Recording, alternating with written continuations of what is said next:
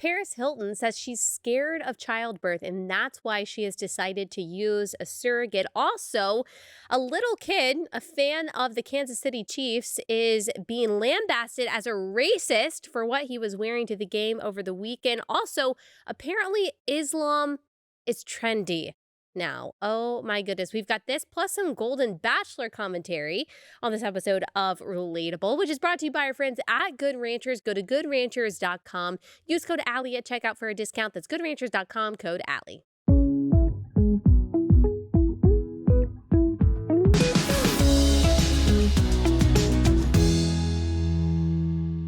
Hey guys, welcome to Relatable. Happy Thursday. Hope everyone's having a wonderful week. Gosh, if you have not listened to yesterday's conversation with Emily, the holistic mom that was targeted by the state of Iowa, leveled all these kinds of false allegations against her involving the use of drugs. And after you listen to her yesterday, you will realize that these allegations were completely bunk. Gosh, very scary story, but really important for us to listen to and to learn from and to support her, pray for her. I saw a lot of your comments on YouTube that you're going to be praying for her. Yes, please continue to do that because the fight isn't entirely over. Go listen to yesterday's episode if you have not already. Share it with everyone. And especially in the state of Iowa, there needs to be accountability and transparency. All right, we have so much that I want to get to today that we are absolutely not going to get to. I'll read you a list of things that we want to talk about that we didn't get to this week. We're going to talk about Paris Hilton and her surrogacy stuff because there's more stuff out there. The Kansas City Chiefs 5-year-old fan who is being blasted as a racist by the media. Oakland City Council meeting voting on some resolution on Israel, Golden Bachelor controversy. I will make sure that we get to that. Mr. Beast, I never was able to talk about him building 100 wells in Africa and people being mad at him for that because of course. And then also this Vatican lunch where they invited a bunch of women who pretend to be men there. Wow, there's so much happening. So that's what we want to talk about today. We're only probably going to get to about 3 of those. So let me start with what I definitely want to talk about, and I'll bring Brie in a few times throughout probably all of these segments, particularly when we talk about the Kansas City Chiefs. There's an important subset of that story that Brie has particular insight on. So, okay, let's talk about Paris Hilton. So we talked about this a few months ago when she announced that she was, or when she told everyone that her son had been born via surrogate. I think her son is 10 months old now. A lot of people also make fun of Paris Hilton for the pictures that she posts with her baby. I mean, he just kind of, to me, it kind of looks like an accessory. That's how he is kind of held. Have you seen these pictures? Yeah. They're just very awkward. They're very posed and awkward. Yeah, it does. That's exactly what it is. It seems kind of like an accessory. I've seen a video of her handing her baby to her mom, and it's clear neither of them have ever held a baby before. But that's what it looks like. That's what it looks like. Yeah. It's very awkward. They're very awkward about it. Yes. And I'm not this is not a judgment on what kind of mother she is. I am not saying she does not love her son. I'm sure she loves her son very much. But it's okay, if you're going to put your kids online, which is something that I am against, you are going to get, especially someone with that big of a platform, you're going to be kind of scrutinized. And she does seem to use him as an accessory in her photos. And that's weird to me. Yeah. Yeah. So she announced several months ago that he was born via surrogate. And she said that basically she's just she's scared to have a child.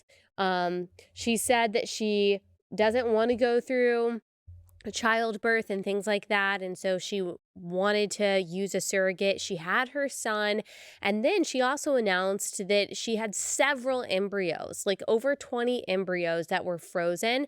And they were really wanting a girl. So they kept on fertilizing the eggs that were harvested via the IVF process to get the girl that they wanted. I mean, this is really disturbing when you think about like sex selective eugenics that are going on here. And it's just applauded as like, oh, this is wonderful. This is great. Like Paris is just getting what she wants. She wants to be a mom.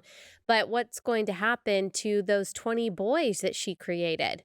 Isn't it interesting also that we know the gender at the moment of conception, that all of these embryos that are human lives, the very beginning, at the very earliest point of human life, that we know that they are boys, and she is either going to just freeze them indefinitely, she is going to discard them. That's probably what's going to happen. She probably won't put them up for adoption.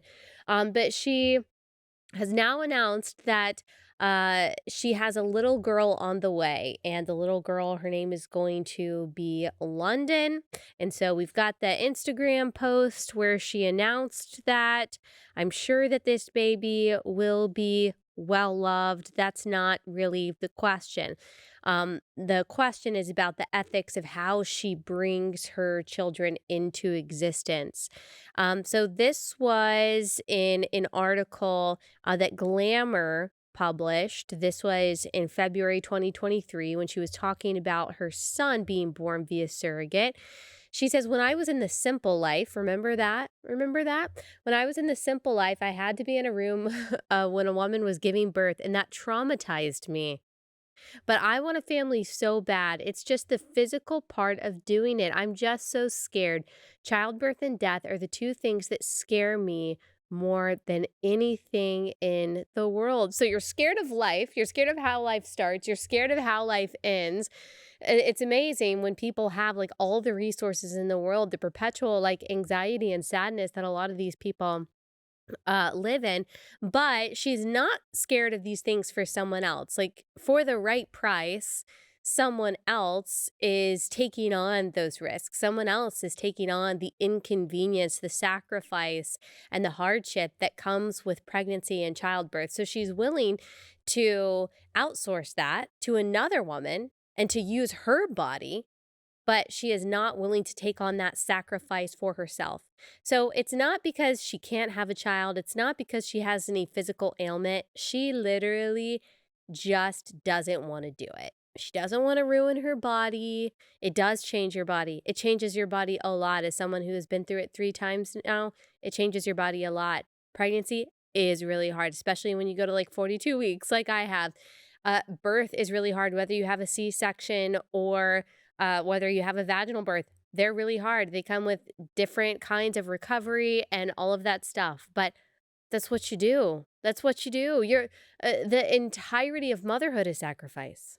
That's the entirety of motherhood, is giving up yourself, giving up your wants, putting yourself after the needs and the well-being of your children. That starts from the moment you pee on the stick and you see the two lines. You start doing what is best for your child and not just what you want and what is comfortable for you. And unfortunately, Paris doesn't seem to believe that. She doesn't seem to think that. And then, of course, there is the problem with the ethics of surrogacy, period, which I'll kind of just rehash for you, or I'll re-summarize for you the problems with it in just a second. Let me pause. Let me go ahead and tell you about our first sponsor for the day, and that is We Heart Nutrition. I love this new sponsor. I absolutely love them. I started taking their products right away. They make incredible multivitamins, prenatal vitamins, really any kind of supplement that you're looking for. We Heart Nutrition offers it. The owners, Jacob and Kristen, have 4 young children. They saw a big hole in the vitamin industry for a company that not only uses all wholesome ingredients, but also has wholesome values. 10% of every sale at We Heart Nutrition is given back to pregnancy care centers. So right now they're raising $10,000 for a pregnancy care center, Prestonwood Pregnancy Care Center in Texas. And so this is just an amazing company. The family that owns it, they're just amazing. They're the kind of people that you want to support. And I can say, because I've been taking their products, that they really do make a difference. They're really high quality. Even their packaging is really high quality. So this is a company that you can trust and a company that you'll feel really good about supporting. So here's the deal they have for my listeners. You can go to weheartnutrition.com, use code Allie for 20% off. Weheartnutrition.com, code Allie for 20% off. Also, the first 100 orders of any of the prenatal or postnatal bundle will receive a free organic swaddle. Really cute beige checkered print. They actually sent one to me, and I didn't realize that it was going to be part of this ad, or else I would have brought it and I would have held it up. It really is so cute. So go to weheartnutrition.com, use code Allie at checkout for the discount. weheartnutrition.com, code Allie.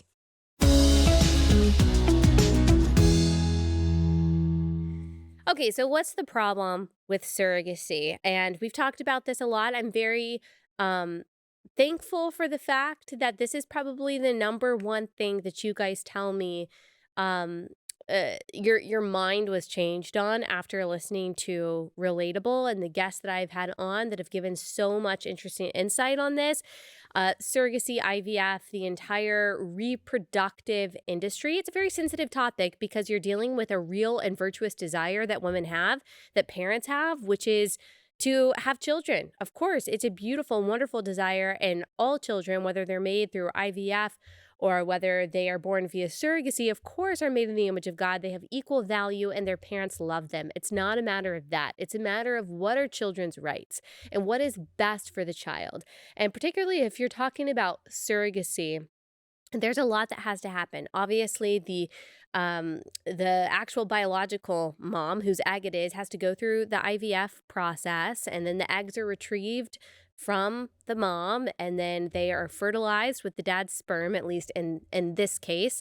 And then these embryos are created, and it depends on the doctor. It depends on what you've agreed to, how many eggs are actually retrieved, how many embryos are actually created, and then how many are transferred. But very often, because you want as high of a chance as possible to actually be able to successfully implant the embryo, and that embryo to actually grow into a baby, you'll retrieve a lot of eggs, you'll create a lot of embryos, you'll freeze a lot of them, and then you'll implant as many as you want to actually birth and raise and take care of. But so you have that whole process, which is very risky for the embryo, by the way. They have to survive the freezing process, they have to survive the transfer process. There's a very high attrition rate for these embryos, which I personally think is just like a really big burden to place on these tiny human beings. But then when it comes to surrogacy, you are implanting an embryo in the womb of a woman that did not create these children. So the likelihood of miscarriage is even higher. But if the baby does grow, and then they are birthed, they have bonded with this woman because that's how God made us, to bond with the woman who is carrying us, which is supposed to be our mother. We know her heartbeat, we know her smell, we know her voice. We have gotten well acquainted with her, and we have created this very natural bond. And then when we are birthed via surrogate, when a baby is birthed via surrogate, they are taken away from that surrogate. Very often, the surrogate is not even allowed to hold that child, and then they're placed on the chest of a stranger. Now, Paris Hilton's baby has gotten to know her, obviously, and has gotten to know his real parents. But we are purposely creating children through this process to break that primal bond, that natural, instinctive bond that is created in the womb. And quite frankly, we do not know the consequences of that yet. We don't know the physiological, the psychological, the emotional, mental consequences of purposely creating a child to take them away from the woman that gestated them and then birthed them. And then, of course, you've got a whole other terrifying and disturbing layer to this when you're talking about same sex parents, particularly two men who buy eggs from one woman because obviously they need that to make a child, and to rent the womb of another woman who is not and cannot be the egg donor. And then they take that child both from her biological mother and the woman who gestated her and birthed her, and they take that child and raise that child themselves, not only robbing the child of the bonds that she should have with these women, but also of a mother at all. And so the child from the get go, is being commodified and in some ways being objectified. Certainly not being seen as someone who has human rights, one of which should be the right to a mother and father.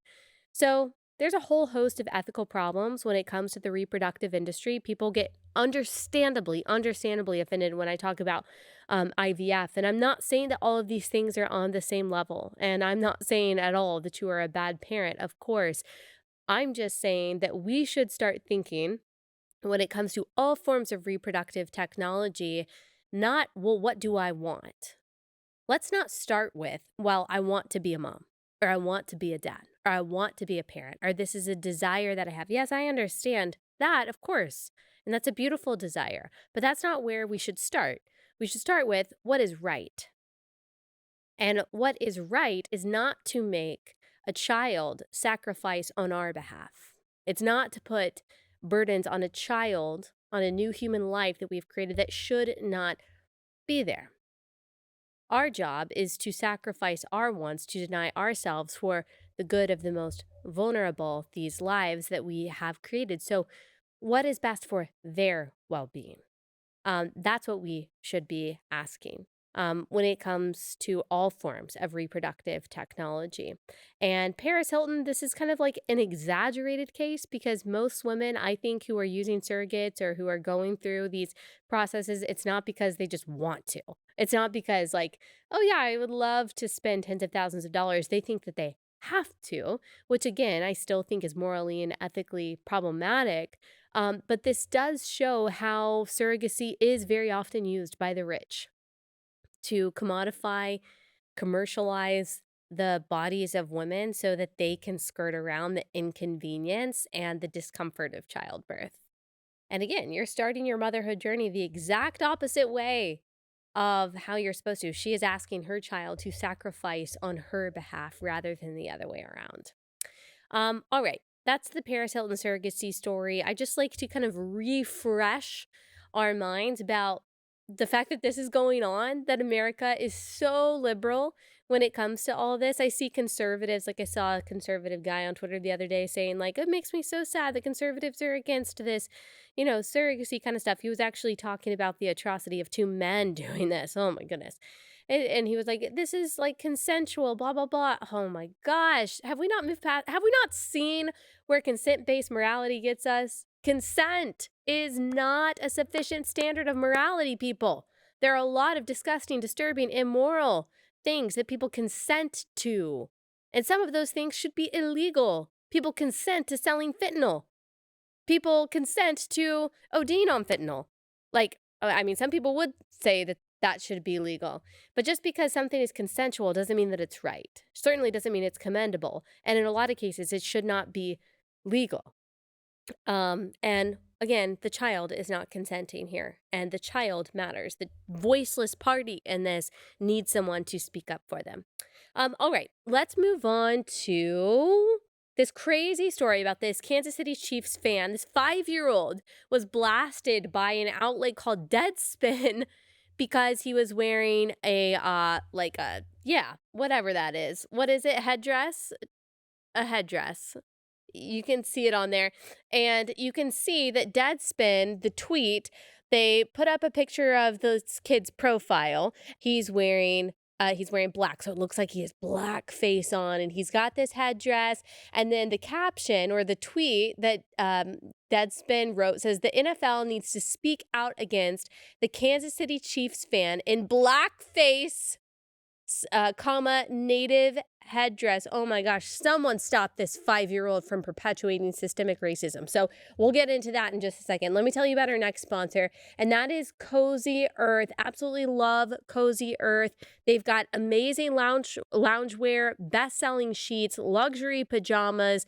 I love all of their stuff. I really do. They've got amazing blankets. We've got their bedding on our bed. We also have it in our guest room because we love it so much. I love their pajamas and loungewear. It's 100% bamboo viscose, and so it's super soft, really breathable. These would be amazing Christmas gifts, especially for the related gals in your life, related bros.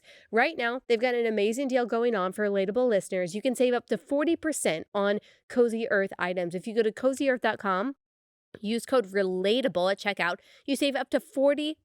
This is a holiday offer. It ends soon, so limited time. Go now to cozyearth.com. Use code RELATABLE. Cozyearth.com, code RELATABLE. Okay, Brie.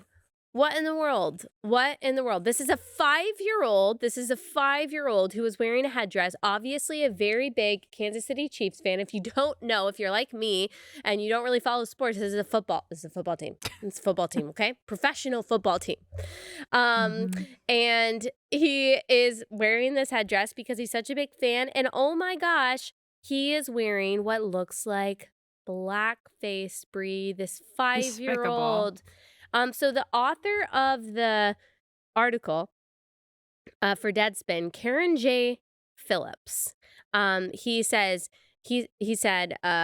in the article, it takes a lot to disrespect two groups of people at once, but on Sunday afternoon in Las Vegas, a Kansas City Chiefs fan found a way to hate Black people and the Native Americans at the same time. He said, this is what happens when you ban books, stand against critical race theory. Oh my gosh, this guy needs to be thumped in the forehead, just flicked in the forehead, and try to erase centuries of hate. You give future generations the ammunition they need to evolve and recreate racism better than before.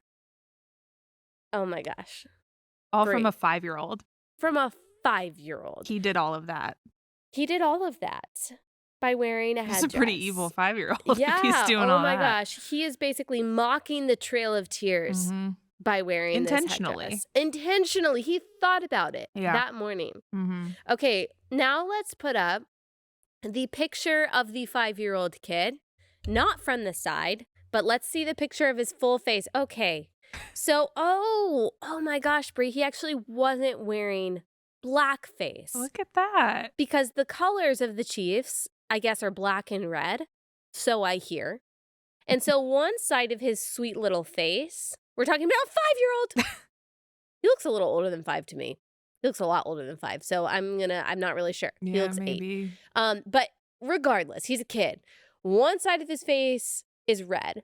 The other side of his face is black. So it wasn't blackface. Nope. And like, okay, what if he had painted his whole face black? Would that have demanded this article? I still don't think so. No, because it's still a child. I mean, honestly, even if it wasn't a child, still doesn't really demand this article, but it's a child at a football game.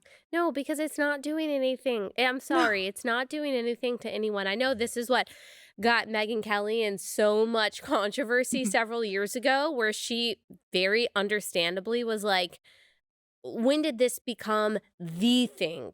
Like the thing that everyone has to cry out about, the thing that impugns your character forever. And he attaches this to like the whole political moment of banning critical race theory. That's what made this little kid put his headdress on. Okay, so Phillips tweeted this after people were like, okay, you're being ridiculous. This is a kid. Who cares? He's not hurting anyone. This doesn't matter. He's painting both sides of his face. Here's what Karen J. Phillips said. He said, and hilarious that his name is Karen. Hilarious. It's spelled Carron, Karen. Okay, for the idiots in my mentions. Idiots. Everyone else is an idiot, Karen says. Sweet Karen. For the idiots in my mentions who are treating this as some harmless act because the other side of his face was painted red, I could make the argument that makes it even worse. Oh no, Brie, it's worse. Y'all are the ones who hate Mexicans, but wear sombreros on Cinco. What? What does that have to do with anything? I don't know. Is he bringing in a whole other race to this now? Or is that just an argument? I'm not sure what... I'm not sure. Hate Mexicans, but wear sombreros on Cinco. I don't know anyone personally who hates Mexicans. And neither do I. I will eat Mexican food any day of the year. Any day. Maybe twice on Cinco de Mayo. Yeah. So but I don't know what that has to do with it. So he says that it's worse that this little, I'm going to go with 7-year-old kid. 7-year-old kid is wearing red and blackface. Red and blackface.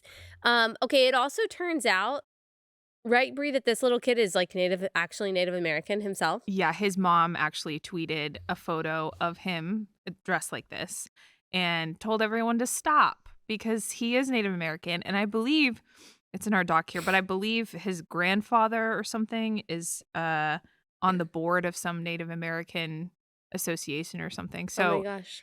yeah, Ugh, look at young that. chief He's right not there. he's a little chief, not appropriating anything, No, turns but out. no, which is so funny. But even if he weren't, I don't care. Yeah. I don't care.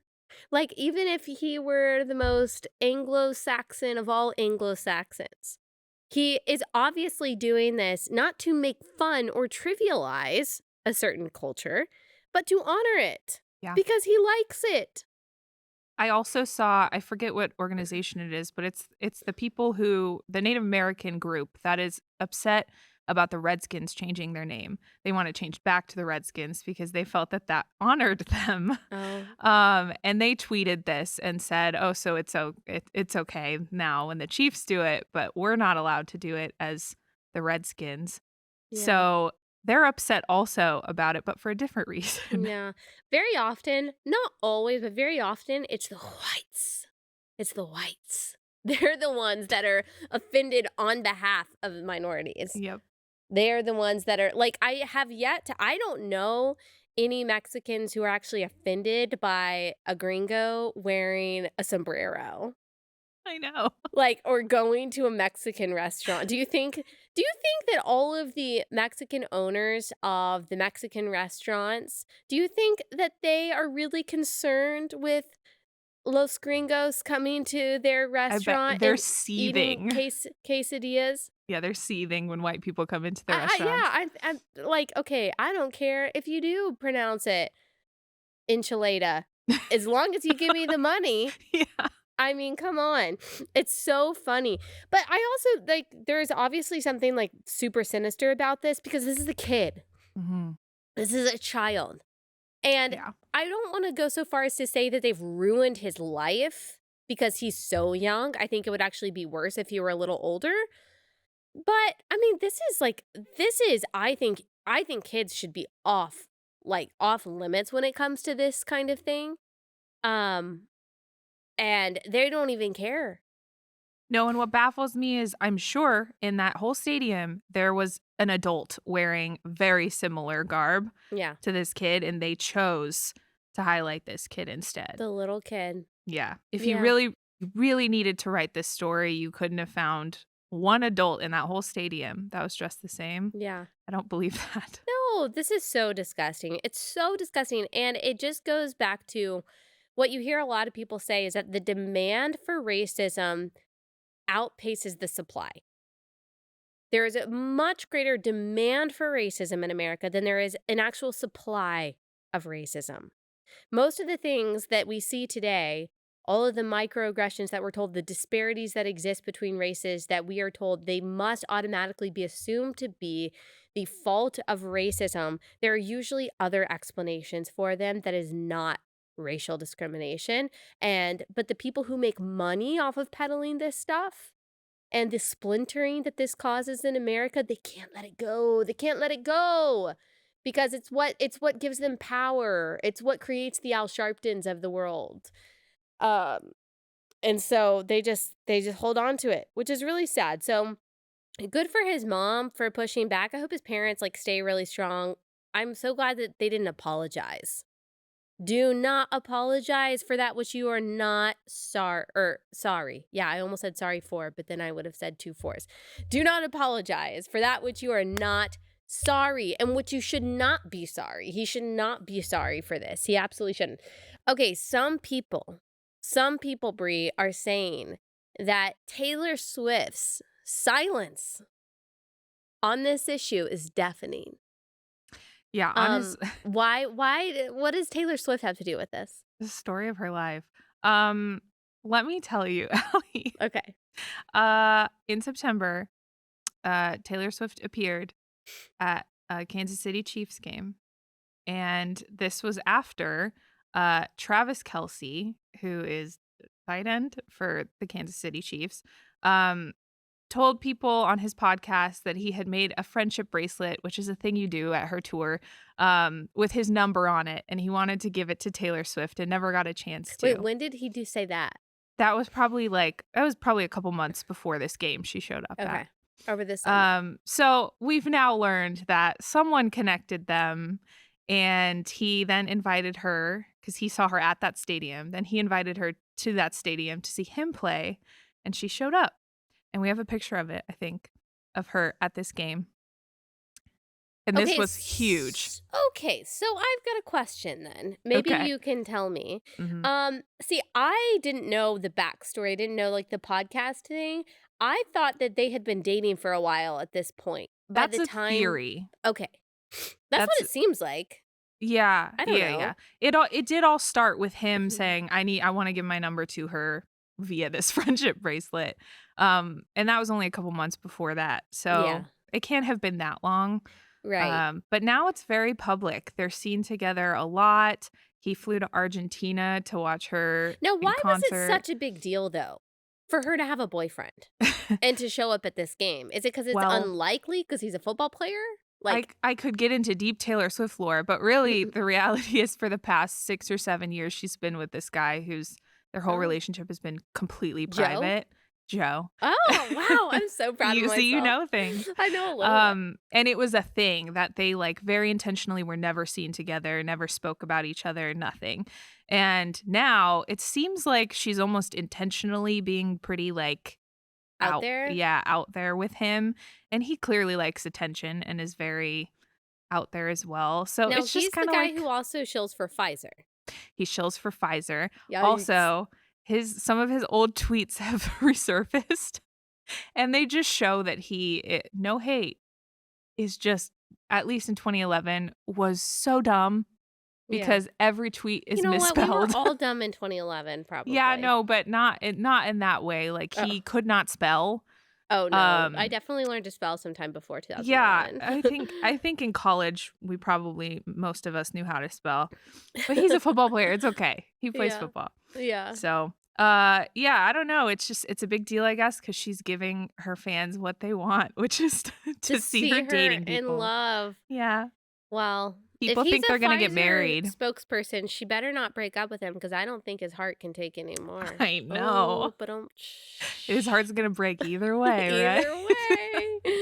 Oh my gosh. Okay, so is she gonna say something about the kindergarten racist? Taylor Swift never says anything political except for that one time, and she got in trouble for that. Which one? There was, like, a documentary that she was in Oh where yeah, she I watched it. finally decided. Yeah, you watched it, where she She talked finally about decided to talk out against Trump, and well, she she was talked about crying Martha about it. Blackburn. Yeah, Marsha Blackburn, she was really upset about that, Marsha, yeah. and her dad was begging her, "Please don't talk politics, you're gonna lose fans," and she said, "I have to, Dad." And she Oh. did, And and she she did, and hasn't it done was it dumb, since. and she didn't say anything that was, like, No, worthwhile. Okay, no. but I would say that that one music video that she did, "You Need to Calm Down," is definitely I don't know if it's political, but it's, like, moral and theological. We've Yeah, talked about it before, where she depicted everyone who is against gay so-called marriage, as, in a trailer park, yeah. as backwoods people who don't brush their teeth and can't spell. Yeah, I mean, she has a couple, like, morally weird songs, of course. There's the one, "The Man," where she's talking about how she wouldn't be successful if, or she would be more successful if she were a man, Well, one of is the the gist music of it. videos, yes, and well, she has a lot of morally questionable songs, I would Yeah. I would say, but when it comes to like, oh, that's obviously very progressive, like one of her music videos, she's with a so-called trans man. Oh, yeah. Oh, yeah. Lavender Haze. Yeah, yeah. The guy in it is actually a girl. Yeah. Yikes, But Brie. you wouldn't know that immediately. It's kinda like No, and I think that's their yeah. point. Yeah. Oh my gosh, Taylor Swift and Travis Kelce, the progressive power couple. Truly. Yeah. But I mean, if they do get married and have kids, those kids will be very talented, And tall. very tall. The kid will have to decide between singing and sports. And Just football. like High School Musical. Yeah. Yep. I don't know. They could have a mathematician. Yeah, Maybe not with his genes. maybe, I don't know. maybe. Okay. We'll get into some other things. Let me pause. Let me tell you about our next sponsor for the day, and that is Jace Medical. Jace Medical is awesome. They're the only service in the United States that prepares you for medical emergencies with antibiotics and the prescription medications that you take on a daily basis. So we've talked about making sure that you have an emergency food supply, water supply, should things hit the fan. You know, we're not conspiracy theorists on this podcast. You're not going to hear a lot of doomsday stuff from me. But the fact of the matter is that we should be prepared because we just don't know what the future holds. And it's one way to make sure that your family is taken care of should things hit the fan. So if you've got your food supply, you've got your water supply, you also need to make sure that you have a stash of the medications that you need. So Jace Medical ensures that you have a year-long supply of the prescriptions that you and your family take, and also a year-long supply of the antibiotics that you might need should you have an infection and you can't get it through the traditional means. So if you go to jacemedical.com, they'll walk you through the whole process. Your privacy is obviously very respected throughout this whole thing, but you can get the medication that you and your family need. Go to jacemedical.com, use promo code Allie at checkout. That's jacemedical.com, code Allie, jacemedical.com, code Allie. I really want to get Bree's commentary as much as she wants to on the Islam being trendy thing now. So, okay. Oakland City Council, they voted on a resolution for ceasefire to condemn Hamas. Because I think that's what I heard. I don't know about you. I heard that Hamas was waiting for this. I heard that they were waiting for Oakland City Council to sign a resolution. And then when the last signature on the Oakland City Council resolution was signed, they were going to drop their guns, get out from behind the hospital, hold hands, and start singing Imagine by John Lennon. Because then Palestine will be free. Palestine will be free. Thank you. It's up to Oakland. Yeah. Oakland City Council. And okay, so in this resolution, which is obviously going to like make a huge difference in the Middle East, some scoundrel tried to insert language condemning Hamas. How dare they? Which is obviously a terrorist organization. But the residents of Oakland, they would not stand for it, Bree. They wouldn't stand for it. So let's play I just want to play a few seconds of this clip of the people at the city council in Oakland saying, "We shall not condemn Hamas." There's not been beheadings of babies and rapings. Israel murdered their own people on October 7th. Calling Hamas a terrorist organization is ridiculous, racist, and plays into genocidal propaganda that is flooding our media and that we should be doing everything possible to combat. I support the right of Palestinians to resist occupation, including through Hamas, the armed wing of the unified Palestinian resistance. As an Arab, asking with this context to condemn Hamas is very anti-Arab racist. The notion that this was a massacre of Jews is a fabricated narrative. Okay. All right. So, Bree, are these people right? Is Hamas just made up of sweet communist college students? It's just the armed wing of the Palestinian resistance. Armed wing. That's it. It's Yeah. the armed wing. No, these people are deranged. I don't know where they learned this. I mean, I guess Probably I do know. UC Berkeley. Yeah, I do know where they learned this kind of thing. But to say it so explicitly, I was telling you yesterday, I can't believe how quickly we have fallen in support of Hamas. Hamas. Like, I don't know. I mean, we got people out here basically saying that Al Qaeda was right. I mean, we talked about last week with James Lindsay how there are people on TikTok saying, "Oh, we misunderstood bin Laden." Yeah. Poor misunderstood guy. Yeah. And people are glorifying Islam now. I mean, go ahead. What were you going to say? I was just going to say people who are atheists, who are leftists, who never respected any religion are now saying, actually, I feel like these Hamas guys have a point. Yeah. Yeah. And that they're now reading the Quran. Mhm. Okay, let's play. And just, I don't want the whole montage of the TikTokers supporting Islam. I just want like a few seconds of the Islam is trendy clip. I just started reading the Quran and I am so excited about it. People thought when I first asked that I just wanted to read it out of curiosity, but I want to read it to study it. The way that the Quran describes things actually makes sense to me. And also, did you know that Allah is beyond gender? And this is why so many people are starting to read the Quran. So I ordered a Quran and I just wanted to show you how heavy.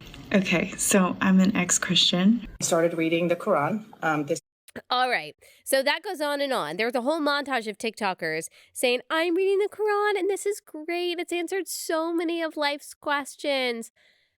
Okay, Bree, this is the simple question that I have for these people who are like, oh, Islam is actually awesome. Tell me what Muslim majority country you would like to go move to. Tell me, where do you want a vacation? Do you want to tell me just what Muslim majority country you would like to visit this weekend? Yeah. So here's the thing. I did work for 6 years in multiple countries in the Middle East. And there are parts that are nice, but only because I would be an American going there. And as a foreigner, you're usually like a little bit safer there. But no, the people who live there are not free in any country but Israel. And the places that are typically like nicer to visit, like the United Arab Emirates, which also isn't free, the majority of people there are foreigners. Yeah. So it's just there's nothing true about what those people are saying. Yeah. Yeah, I don't know. And like the people like Hamas, it's not like, oh, they are going outside of the Quran or the Islamic teachings. They are just taking them to their natural conclusion, right? Yes. The reality of it is it's not a peaceful religion.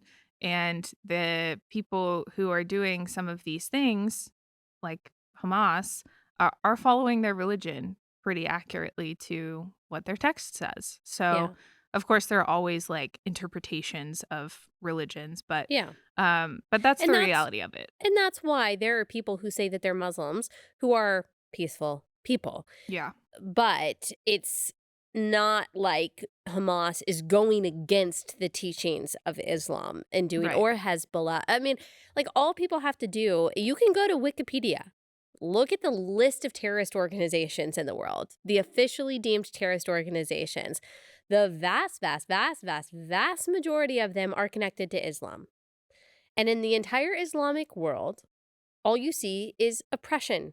Women are oppressed. Children are oppressed, indoctrinated from the youngest age to hate the infidel, and particularly the Jew. And that's another thing is like people justify, oh, Palestinian liberation because of the apartheid and the colonialism, the settlers in Israel. Look, Islam has taught hatred of the Jews long before 1948. Mhm. Okay, like this battle has been going on for a very long time that has nothing to do with the establishment of the state of Israel. And obviously the Jews were there before anyone was there, thousands and thousands of years ago. So the entire narrative is completely bunk, but it's just crazy that these people who claim to be anti-religion and anti-Christianity because of the so-called oppression that Christianity has caused, now they are opting for the most restrictive and legalistic and oppressive religion. Yeah, and true. I mean, there's something incredibly demonic about it. That first Totally. video Yeah. of the she him, I don't know what they are. Yeah. In the rest of that video, the long version, this person says, this is exactly what I need right now. Like I've never been religious, but I think I believe in God again. This is exactly what I need right now. Yeah. And watching that, I'm like, Dude. yeah, obviously that's Yeah. Satan, you know? Yeah. For the people not watching, like the first person in that montage was it looked like a man trying to be a woman, but it could have been the opposite too. Sometimes unfortunately it's just kind of hard to tell, but yeah, very strange. And this person is saying, "Oh, yeah, the Quran, Islam is exactly what I need. It's answering all of life's questions." I'm like, "You know that Hamas would rape and murder you, right? And behead you." Throw you off a roof in a second. all those people in the Yeah. Oakland. Yeah. Like, none of them were wearing the garb that they're supposed to be wearing as women. All of No, the people in no. that city council meeting. Yeah, no, they're heretics because they're not covering their entire face. Yeah, they're infidels. And unlike Christianity, who is taught to love our enemies, not just our neighbors, not just the people who think like us, but to love our enemies, um, Islam or Hamas, anyway, they are taught to kill those who not believe as they do. And I was also thinking of this, like, so how, how you hear Hamas and those indoctrinated by Hamas say, like, it is an honor to be a martyr, and how they obviously believe that there is some reward from the suicide bombings or when they commit some kind of mass murder and they are killed themselves. That is considered martyrdom. Well, Christianity also talks of martyrdom and the self sacrifice that comes with that and the self denial that comes with that of following Christ, even to the point of death. But it is the opposite, is that they are killing themselves and killing other people and calling that martyrdom. The Christian definition of martyrdom is that for trying to save other people, for the sake of the gospel, you are then killed. You're never called to kill yourself. You're never called to harm other people. But martyrdom in Christianity is complete and total peaceful self-sacrifice, like what Jesus did. The Islam martyrdom is not just taking out yourself, but taking out as many other people as possible. So it's just crazy to me how people can look at just those two things, the definition of martyrdom in the two religions, and say, yeah, I'm gonna go with that one. I'm gonna go with the suicide bombing one. Yeah. It is And demonic, like you said. It's gotta be yeah, spiritual. totally. And I will say, because this is all like very depressing, I think it is encouraging because I saw that a lot of the um increase in some of this behavior within Islam has led a lot of younger people throughout the Middle East to realize that they don't want this. And a lot of them have walked away from it.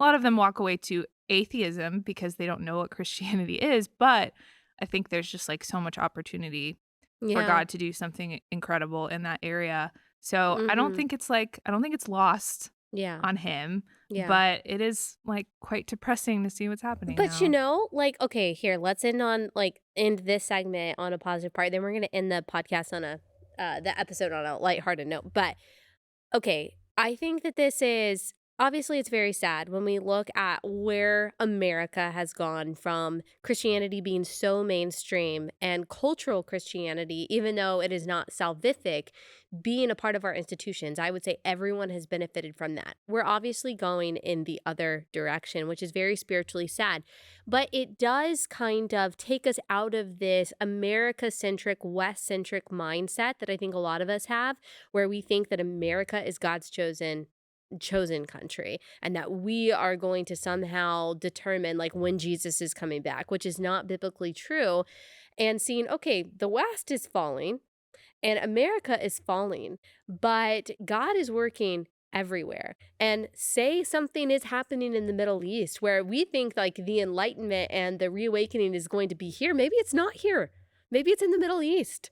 Like Yeah. maybe it's in these unlikely places. Maybe it's in Eastern Europe, which has been godless for a long time. Like maybe it's going to be in Asia, somewhere that we don't consider a stronghold of Christianity. Like maybe it's just not here. Like maybe we are going to be given up to the masters that America has chosen, which is going to be very unfortunate. But that doesn't mean that God isn't working and doing something really big in other places and places that we may least expect it. Yeah. And when Kirk Cameron was here, Yes. he was mentioning that other countries are sending missionaries here now. Yeah. I We have a need fr- come yeah, on. honestly.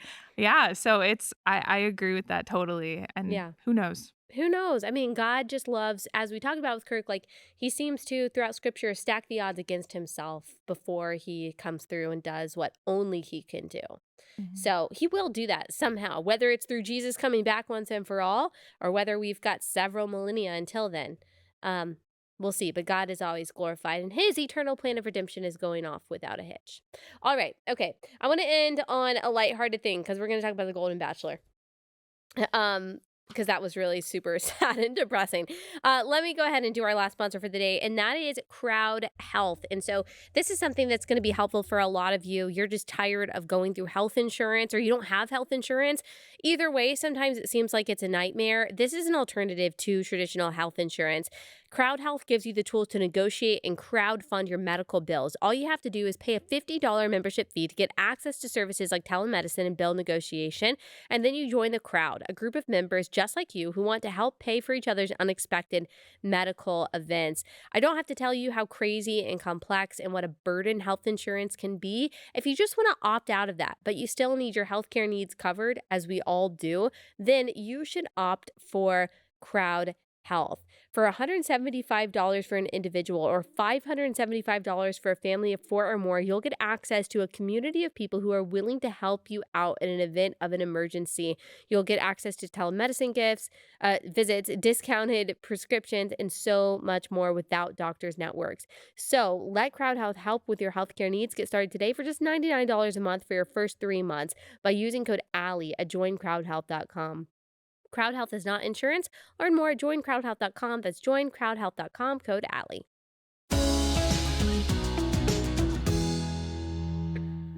Okay, Golden Bachelor controversy. Tonight, Thursday night, November 30th, is the it's the finale, Brie. Yeah. And have you been watching? I have been watching. Yeah, what do you think about it? I have found it a little boring, to be honest. But I thought that the way that they like produced it was like really excellent because they made him look so sympathetic. The sweetest. The sweetest. His story is the sweetest. And all of the casting was great for like the people he's dating. Obviously the concept is flawed to begin with, but yeah, I mean, I thought it was sweet just to see a different, like, it's not, all 22-year-olds. So yeah, I was excited about it. I started watching it. I think I watched the first 2, maybe 3. My friend who was like, I don't know, 37 weeks pregnant when we started, she ended up having her baby. And so once she had her baby, then we didn't watch it anymore. And I just haven't watched it. I didn't watch it by myself because it was just like a teen thing that we were doing together. And so I haven't seen it since the 2nd or 3rd episode. I had my predictions of who was going to win, and I won't give a spoiler because I saw a spoiler on Twitter. I don't know if it's right or not, but the person who I originally predicted is not apparently going to win, and one of the ladies that I thought was really weird is apparently going to win. Okay, yeah. So let's talk about the controversy and this persona. Okay, so his name is spelled Gerry, but it's pronounced Gary, which is really annoying. It's like that scene from Mean Girls where Janice calls her Caddy, and she's like, it's Katie, and she's like, yeah, I'm going to call you Caddy. Yep. That's how I feel. I want to be like, yeah, I'm going to call you Jerry. Yeah, I have called him Jerry. I'm going to call you Jerry. Okay, so he is a 72-year-old star of The Golden Bachelor. And so his story was like super sympathetic. He said, I haven't dated in 45 years because his wife died, which is obviously very sad. And so people like put him up for this, and they call him a retired restaurateur, and they make him seem like he's wealthy, I would say, and like well-to-do, and obviously like very in shape. They tanned him up, maybe did a spray tan, I don't know. And so, but this is from the Hollywood Reporter that came out a couple days ago. Apparently, like, these things aren't really true. He's not so innocent. He's not so inexperienced when it comes to dating. And he's not a retired restaurateur. Yeah. That's what they said. Right. No, they say he's done like some odd jobs. I don't think he's like wealthy by any means. I think I think the biggest thing was like his relationship past, but yeah, a restaurateur indicates something that I don't think he is. No. So. Okay, so this is what they said. Well, first of all, I thought this was funny. The Daily Show comedian Louis Black joked, the guy is like if the word G. Willikers became a person. That is so true. That's so true. Like, he's so sweet. And none of the stuff that I'm about to read, I don't think this means like he's a bad person or anything. I just think I just more think it's interesting how producers create these personas of all the contestants. And they're like, this is what's going to be most interesting. I think that's fascinating, like branding type people. So apparently, according to the Hollywood Reporter, is that so they said that he actually did date, and he has dated since his wife died. He's not so inexperienced. He began a 3-year relationship pretty quickly after his wife died. It's 1 month after his wife died. This woman who was going by Carolyn, and they moved in together. And according to the article, the relationship was confirmed through Carolyn's family, friends, text messages, and even a background check confirming her address was the same as Jerry's for over a year. And then they broke up in October 2019 after reportedly Jerry told Carolyn he wasn't going to take her to his high school reunion looking like that because she had gained weight, and told her to be out by January 1st, 2020. So that is, I will say, reportedly, that's what's happening. Also, he is not a retired restaurateur. He last owned a restaurant, any restaurant, in 1985, okay? When he sold his Mr. Quick Hamburger Drive-In franchise, okay? That's a really long time ago. That's almost 40 years ago, and he, apparently just won drive-in. So since then, and there's nothing, I'm not saying this judgmentally at all, but apparently he was actually a maintenance man at a counseling office. Again, there's nothing wrong with that, but I think it's interesting how the Golden Bachelor people decided, well, that's not part of the persona that we want to build. That's not going to sell. We want someone who seems successful and wealthy. And what's interesting, I have watched other seasons of The Normal Bachelor, and they hardly ever mention what people actually do for work. Yeah. So maybe they were sort of hoping that no one would ask because it Yeah. normally doesn't matter. Yeah. But yeah, I don't know. Yeah, because I did wonder if he's this successful, good-looking guy, why would he need something like The Bachelor to set him up? But I guess you never know. I don't know. And so, yeah, people are just saying it's kind of hypocritical. It's kind of strange. All I'll say is I hope that whoever he ends up with, he's totally transparent with her. Yeah. And that she knows exactly what it's going to be, because it's not fair if she thinks that he is some, he owns Maggiano's or something and it's not real. I will say there was a pretty heartbreaking scene. This is a spoiler alert for the next minute. They do hometowns where he goes and visits their hometowns with the last 3. Yeah, and not parents. Not to be no, morbid, no, but typically not parents these for people are this in their one. 70s. Yeah, their kids and stuff. And for one of them, he in front of the whole family, they confess their love for each other and they kiss. And he says, "I am in love with you." And she says it back in front of the whole family. And then he immediately breaks up with her right after that. What? In front of the family? No, not that in front of the family. But then they go and they do the rose ceremony and he doesn't pick her. And I just thought that was the weirdest thing ever. Horrible. Do you think the producers made him do that? I don't think they make them pick anyone. I think sometimes they make them keep people around in the earlier episodes, but I don't think at the end I think they let him decide. I think he just did that. That was horrible. That's like when Michael Scott breaks up with Pam's mom at lunch in front of them. Oh, you have done so many things that I also want to do without you.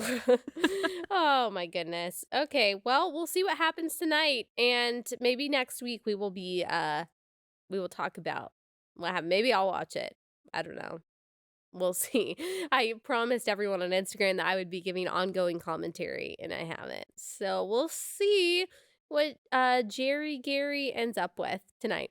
All right. Let me just tell y'all about The Blind before we head out, which is an amazing true story of Phil Robertson, his testimony, he and Kay's early marriage, and just the turmoil that they went through before he became a Christian. Totally different guy. Christ saved him, made him new. Now I think he's one of the most effective communicators of the gospel who lives today. I just love the Robertson family. I think they're amazing, and I'm so thankful for what God has done through them. But not everyone knows what he used to be like and what their life used to be like. And so this testimony is going to be so encouraging to you. Go to blazetv.com/theblind. You can purchase it for $19.99. That's blazetv.com/theblind, blazetv.com/theblind. All right, that's all we've got for this week. We'll be back on Monday with an amazing, amazing interview that you're not going to want to miss. Have a great weekend.